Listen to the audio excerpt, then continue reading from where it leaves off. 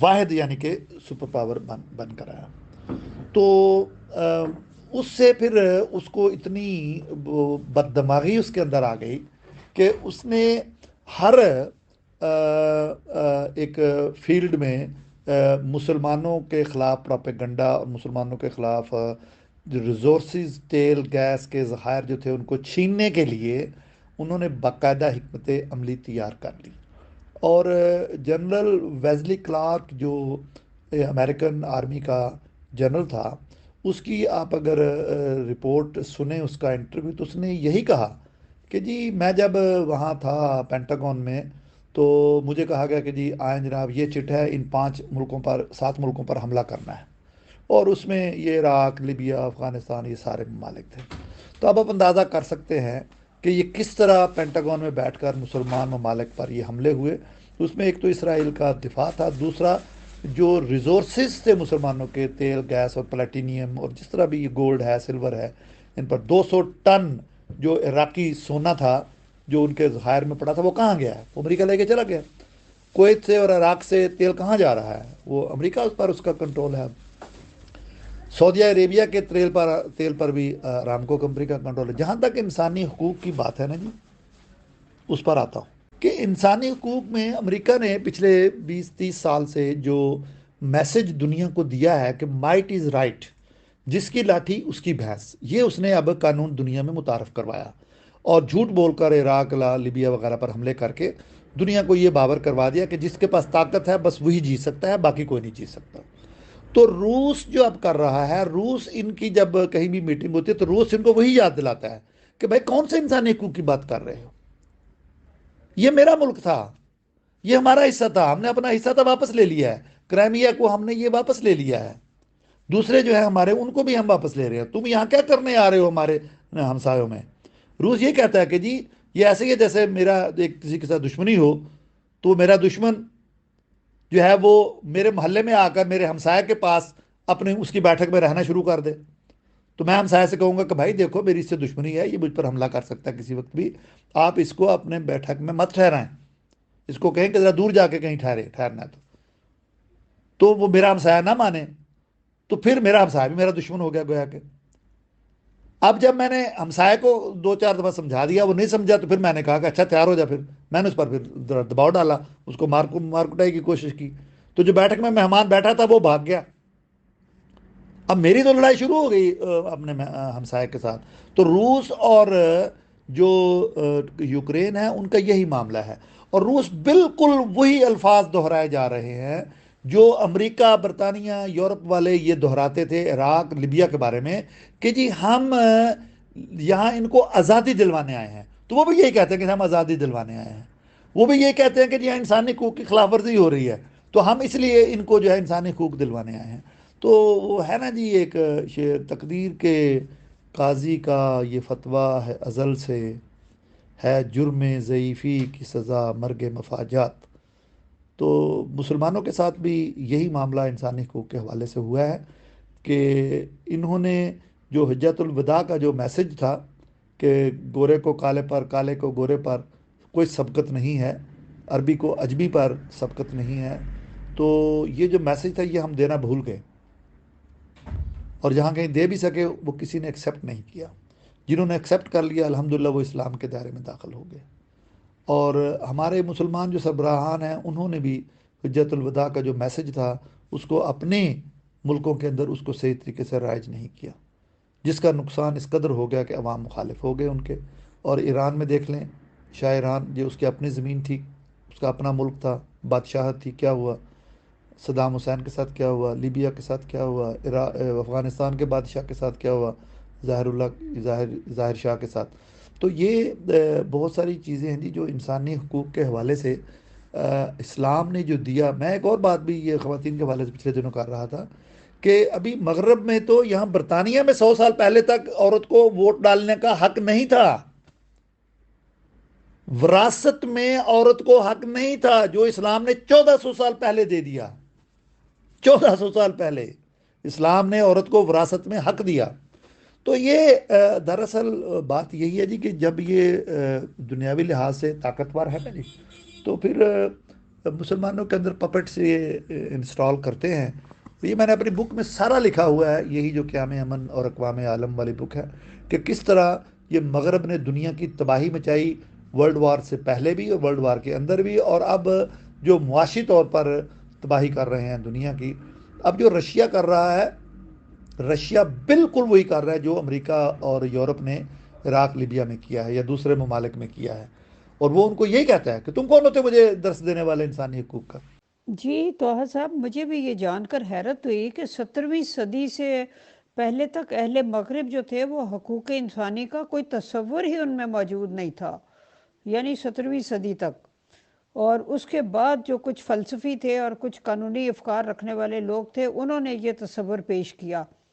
اور 18ویں صدی کے آخر میں آ کر امریکہ اور فرانس نے اس کا اپنے آئین میں، کانسٹیٹیوشن میں ذکر کیا کہ، لیکن تب بھی ایسا تھا کہ جو حقوق دینے والے تھے وہ جب چاہتے تھے حقوق چھین لیتے تھے، یعنی وہ دیے تھے تو حقوق واپس لے لیتے تھے. یہ صرف اسلام کی طرف سے تھا کہ اللہ تعالیٰ نے وہ حقوق 1500 برس پہلے دے دیے تھے. جی، تو دوسرا جو آپ نے جو سوال ارشی ملک صاحب ریز کیا ہے نا، کہ جماعت نے جو مذہب کی آڑ میں حقوق ہتھیا لیے ہیں، یہ آپ دیکھیے کہ ندا کا جو اس کے ساتھ مرزا مسرور صاحب کے ساتھ جو جھگڑا تھا، اس میں مرزا صاحب نے صاف اس کو کہا، مرزا مسرور نے ندا کو کہا کہ تم میری پھر بیت سے نکل جاؤ پھر. یعنی کہ یہ اس کو تھریٹ کر رہا ہے کہ بیت سے نکالنے کی، اور یہ کہہ رہا ہے کہ بیت کا تمہیں پتہ کیا ہے، تم نے مجھے بیچا ہوا ہے. بھائی بیچنے کا مقصد یہ تھوڑا ہے کہ تم اس کی عزت لوٹتی رہے، اس کو سائیکولوجیکلی فزیکلی کوئی آپ کے جو سالہ ہے اور جو آپ کے جو رشتہ دار ہیں، جو جماعت کے افراد ہیں، وہ اس کو تباہ و برباد کرتے رہیں، تو وہ یہی کہے کہ جی میں بیت میں ہوں. تو وہ اسی لیے مرزا مسرور صاحب کی بیت سے نکل گئی ہے، یا اس نے، میرے خیال میں تو اب جماعت نے اس کو اخراج کر دیا ہوگا، نہیں بھی آفیشیلی کیا تو وہ جماعت والے اس کو واپس تھوڑا رکھیں گے ابھی کوئی. تو وہ سمجھیں کہ جماعت سے اخراج اس کا ہو ہی چکا ہے ندا کا. تو یہ واقعی جب خلیفہ اس طرح کی باتیں کرتا ہے نا جی کہ مجھے آپ نے بیچ دیا، خلیفہ تو وہ تھے سیدنا عمر رضی اللہ تعالیٰ عنہ. جب ان کو مال غنیمت ملا تو ایک ایک کپڑا جو چادر ان کے حصے میں آئی، ایک چادر سے کرتا نہیں بن سکتا تھا. تو سیدنا عمر رضی اللہ تعالیٰ عنہ کے بیٹے کا جو جو مال غنیمت کا حصہ تھا، ان کی چادر سیدنا عمر رضی اللہ عنہ کو انہوں نے دی کہ جی یہ دو چادریں اب ہو گئیں، آپ اپنا کرتا بنوا لیں. تو سیدنا عمر رضی اللہ عنہ کو کرتا جب بنوایا تو وہ ممبر پر جمعے کے دن کھڑے تھے مسجد نبوی میں. تو ایک صحابی اٹھ کر کھڑے ہو گئے کہ عمر تمہاری قمیض کیسے بن گئی جبکہ جو کپڑا ہمیں ملا وہ تو چھوٹا تھا. یہ ہے اکاؤنٹیبلٹی، یہ ہے اپنے آپ کو پریزنٹ کرنا کہ میرا احتساب کرو. کھڑے ہیں ممبر پہ کھڑے ہیں، یہ نہیں کہا ڈانٹ کر دیا اوے تمہیں میں جماعت سے نکال دوں گا، یا نکل جاؤ جماعت سے، تمہاری بیت سے نکل جاؤ میں خلیفہ ہوں. ایسے نہیں کہا ہے. ان کو سمجھایا کہ جناب یہ کپڑے ہمارے دو چادریں تھیں، ایک میرے بیٹے کی اور میری، اور میں نے اس سے قمیض بنوائی ہے. یہ ہے خلیفہ وقت کا تواضع، یہ ہے ان کی انکساری، اور یہ ہے انہوں نے اپنی اکاؤنٹیبلٹی خود جواب دے کر کروا لی، احتساب کروایا، ڈانٹ کر نہیں بٹھا دیا. تو اس بچی کو تو ان کو چاہیے تھا کہ یہ خلیفہ صاحب جو مسرور صاحب ہیں، یہ ان کو اس بچی کو پورا انصاف دلاتے اور اس کے اوپر یہ اپنی چیزیں مسلط نہ کرتے. اب یہ کیس کیونکہ بہت ہی ڈفرینٹ ڈائمنشن میں جا چکا ہے، اور ہمارے ساتھ کئی احمدی دوستوں کا رابطہ ہے جو بیچارے ان سے تنگ ہیں، لیکن بدقسمتی سے ان کی جگہ ہیں ربوہ کے اندر. اب وہ مجھے کہہ رہے ہیں جی کہ قریشی صاحب ہمیں کو وہاں تحفظ دلائیں کہ ربوہ کے اندر جو ہماری جگہ ہیں ان کے غنڈے ہیں وہاں پر، اور یہ غنڈے ان کا قبضہ کر لیتے ہیں اور پھر پولیس کو پیسے دے کر ہمیں جوتے مرواتے ہیں یا مروا بھی دیتے ہیں، اور ہمارے اوپر جعلی کیس بنوا دیتے ہیں. حملہ بھی ہمارے گھروں پہ ہوتا ہے، حملہ ہمارے اوپر ہوتا ہے، ہماری بچیوں پر ہوتا ہے، اور پھر کیس بھی ہمارے اوپر بنوا دیتے ہیں اور پھر مروا بھی دیتے ہیں. تو یہ جو اس وقت ہمارے احمدی بہن بھائیوں کو سوچنا ہوگا کہ اپنے خلیفہ کی اطاعت تو کر لو، کرنی ہے تو، لیکن اس اطاعت میں اپنے بچوں کی زندگیاں جو ہے وہ برباد نہ کرو. بلکہ میری تو آخر میں یہ گزارش ہوگی کہ آپ بالکل آرام سے رات کو کہیں تنہائی میں گوشے میں بیٹھ کر اللہ سے ہدایت مانگے. میں یا اور کون ہو سکتا ہے، یا یہ گروپ کے لوگ کیا ہو سکتے ہیں، آپ کو کیا بتا سکتے ہیں یا سمجھا سکتے ہیں؟ بس اللہ سے ہدایت لیں. اللہ میاں یہ مسئلہ ہے، مجھے روشنی دکھا، مجھے ہدایت دے. تو جس طرح کئی دوست ہیں یہاں پر ابھی جو آئے ہوئے ہیں جن کو ہدایت اللہ نے دی ہے، تو آپ ہدایت مانگیں رات کو اللہ سے. سورہ فاتحہ پڑھیں، درود شریف پڑھیں، اللہ سے کہ اللہ میاں حسبنا اللہ و نعم الوکیل، حسبنا اللہ و نعم الوکیل، یہ پڑھیں. اللہ سے مدد مانگیں، یہ پڑھیں اہدنا الصراط المستقیم، اہدنا الصراط المستقیم. اللہ ہمیں سیدھا راستہ دکھا، سیدھا راستہ دکھا، ہدایت کا راستہ دکھا. تو پھر آپ دیکھیں اللہ کی طرف سے مدد کیسے آتی ہے. جی ارشی ملک صاحبہ، آپ نے بہت ہی اچھا تجزیہ کیا کہ اسلام نے یہ حقوق. دیکھیے میں نے جیسے کہا کہ عورت کو وراثت میں حق اسلام نے دیا، مغرب نے کہاں دیا ہوا تھا. سلیوری جو غلامی تھی، جو غلاموں کو رکھنا تھا، یہ تو کاروبار تھا. یہاں پر یہ افریقہ سے سنگلوں سے باندھ کر جہازوں کے جہاز بھر کے یہ بیچتے تھے. یہاں پر مارکیٹ لگتی تھی، جس طرح بھیڑ بکریوں کی مارکیٹ لگتی ہے، اس طرح یہاں کے بڑے بڑے شہروں میں وہ مارکیٹ لگتی تھی کہ آئیں آپ افریقی غلام کو خریدیں، اور لوگ خریدتے تھے. یہ تو جناب ابھی 100 200 سال پرانی باتیں ہیں ساری.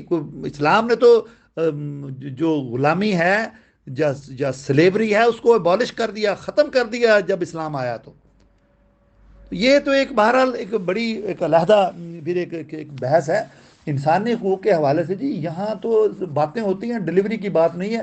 اب ظاہر ہے جب وہ موازنہ کرتے ہیں مسلمان ممالک میں، ہمارے جاگیردار پاکستان میں مثال کے طور پر کس طرح غریب لوگوں کے ساتھ ٹریٹ کرتے ہیں، یا جو امیر لوگ ہیں اپنے ملازمین کے ساتھ کس طرح ٹریٹ کرتے ہیں، تو اب ظاہر ہے وہ جو ٹریٹ کرتے ہیں وہ جو مغربی معاشرے کے حوالے سے جو ان کی تعلیم ہے، جو انہوں نے MBA کیے ہوئے ہیں، MA کیے ہوئے ہیں، دینی تعلیم تو ان لوگوں کے پاس ہے نہیں کہ اسلام کیا کہتا ہے.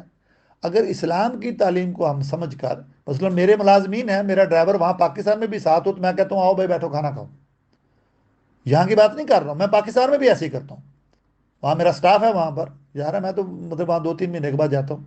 ابھی پھر جا رہا ہوں انشاءاللہ پاکستان. تو میرا سٹاف میرے ساتھ بیٹھ کے کھانا کھاتا ہے. ہم جو کھانا کھائیں گے ہمارے سٹاف وہی کھانا کھاتے ہیں. یہ نہیں ہے کہ جی وہ کھڑے رہیں اور وہ بچوں کو سنبھالتے پھریں. اسلام کی تعلیم تو یہی ہے نا. تو حقیقت یہ ہے کہ یہاں مغرب نے جو کچھ چیزیں جو کی ہیں نا وہ بڑی اچھی بھی ہیں. مثلا یہ کہتے ہیں نا جی کہ ایکول رائٹس ہیں. بالکل ایکول رائٹس ہیں لیکن امریکہ میں ابھی تک کوئی عورت صدر کیوں نہیں بن سکی؟ امریکہ میں ہلری کلنٹن کو عورت ہونے کی وجہ سے صدر نہیں بننے دیا انہوں نے. اس کے اوپر بڑے الزام لگائے انہوں نے 12، اور اس کو بنا دیا ڈونلڈ ٹرمپ کو. اور ڈونلڈ ٹرمپ کو جس طرح انہوں نے کیا ہے وہ بھی سب آپ کے سامنے ہے. اور ابھی یہ بیچارہ بوڑھا، اس کو صحیح چلا بھی نہیں جاتا بیچارے سے، جو بائیڈن سے، اب اس کو لا کے بٹھا دیا انہوں نے. تو یہ انسانی حقوق کی جب کوئی بات کرتا ہے نا جی، پاکستان کی اگر کوئی پارلیمنٹ پر حملہ ہوتا ہے تو اس کو یہ سارے اٹھائیں گے مسئلہ. کیپٹل ہل پہ وہاں حملہ کروا دیا ڈونلڈ اس کے ٹرمپ کے بندوں نے، حملہ کر دیا، بندے مار دیے. تو ان کے اوپر تو دہشت گردی کے مقدمات نہیں چلے، وہ کیس ختم ہو گیا. بس وہ وہی کسی کو بندے کو سزا تھوڑی بہت کوئی ہوئی ہوگی. اگر کوئی مسلمان پارلیمنٹ کے سامنے کوئی چاقو بھی ایک لہرا دیتا ہے تو کہتے ہیں جی یہ دہشت گرد ہے. آپ اس سے اندازہ کر لیں. برطانیہ میں ایک گورے نے ایک گوری پارلیمنٹیرین کو مار دیا بریڈ فورڈ کے علاقے میں، اس لیے کہ وہ مسلمانوں کی حمایت کرتی تھی. اس کو مار دیا، دن دہاڑے مار دیا. اچھا اگر کوئی پاکستانی یا کوئی مسلمان کسی عام آدمی کو دن دہاڑے اس طرح قتل کرتا تو اس کے اوپر یقینی طور پر دہشت گردی کا مقدمہ ہوتا. اس کا نام بتاتے، کس مسجد میں جاتا ہے، کس مدرسے میں گیا، کس سکول میں پڑھا، پیچھے سے خاندان کیا ہے، انٹرویو پہ انٹرویو شروع کر دیتے وہ. لیکن اس کے اوپر دہشت گردی کا دفعات کے مطابق مقدمہ نہیں ہوا. تو یہ انسانی حقوق جہاں مطلب ہے کہ واقعی ہم اس سے استفادہ بھی کرتے ہیں. مثلا میری اب دیکھیے میں یہاں برٹش امپائر کا ممبر ہوں، MBE ہوں. یہاں میں نے اچھی تعلیم حاصل کی، انجینئرنگ کی، یہاں پر MBA کیا. یہاں پر میں نے کاروبار کیا، school of economics and law کا میں چیف ایگزیکٹو رہا، بڑے اداروں کے ساتھ میرا انٹریکشن ہے، تو میرے لیے اپرچونیٹیز ہیں۔ تو میں تو یہ نہیں کہہ سکتا کہ جی میرے ساتھ جو جو تعصب ہوا 40 سال پہلے یا 30 سال 20 سال پہلے، جو تعصب میرے ساتھ گوروں نے برتا، اس تعصب سے میں برباد ہو گیا ہوں جی، نہیں، اس تعصب میرے ساتھ تعصب ہوا، نسلی تعصب بھی ہوا، مذہبی تعصب بھی ہوا، نسل پرستی بھی ہوئی میرے ساتھ جب میں لندن آیا تھا، لیکن میں نے اس کو اپنے رستے میں رکاوٹ نہیں بننے دیا۔ جی محترم طاہر قریشی صاحب، آپ ہمارے گروپ میں آئے، آپ نے ہمارے لیے بڑے آنر کی بات ہے، اور بہت دلچسپ رہی آپ سے گفتگو۔ اور پہلا حصہ تو ذرا آپ کے اور جو اکبر چودھری صاحب کے درمیان ہوا وہ اور طرح کا حصہ تھا، وہ ذرا ہم عام لوگوں کے لیے ثقیل تھا، لیکن دوسرا جو تھا وہ اس میں ذرا ہماری اور آپ کی سادہ سادہ سی باتیں ہوئیں، اور آپ نے بہت زبردست علمی جواب دیے اور ہر اینگل کو کور کیا، ماشاءاللہ بڑی نالج ہے آپ کی۔ تو لطف آیا بہت آپ سے بات کر کے۔ تو انشاءاللہ تعالی ہماری یہ خواہش ہوگی کہ آپ آئندہ بھی کبھی ہمیں ٹائم دیں، بے شک اتنا زیادہ نہ دیں، چاہے تھوڑا ٹائم دیں لیکن دیں ضرور۔ اور انشاءاللہ ہم آپ اپنی کتاب اکبر چودھری صاحب کو بھیجیے گا۔ اکبر چودھری صاحب پہلے بھی کتابوں پہ ریویو وغیرہ کرتے ہیں اور پورا اس کو پڑھ کے اور بڑی تفصیل سے ان کے بارے میں بات کرتے ہیں، تو ہم آپ کی کتاب پہ بھی انشاءاللہ ضرور کریں گے۔ تو میں تہہ دل سے ذوق آگہی کی انتظامیہ کی طرف سے آپ کا شکریہ ادا کرتی ہوں، بہت شکریہ۔